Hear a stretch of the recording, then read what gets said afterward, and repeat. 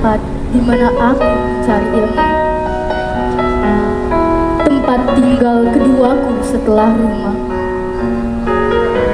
tempat di mana aku diajarkan tentang berbagai macam kehidupan.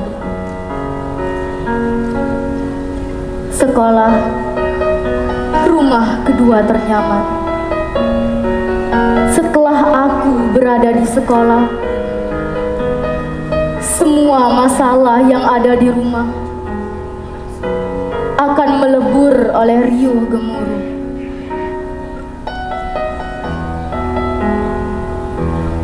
Sekolah, tempat ternyaman, menjadi wadah pertemuan dengan keluarga keduaku.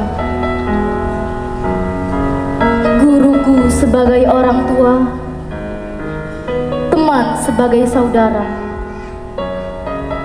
Sekolah selalu membuatku tersenyum. Sekolah, tempat yang paling kurindukan.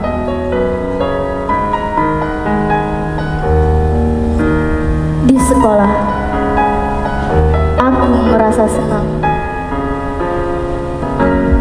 Di sekolah, aku merasa tenang. Di sekolah, aku tidak pernah bosan.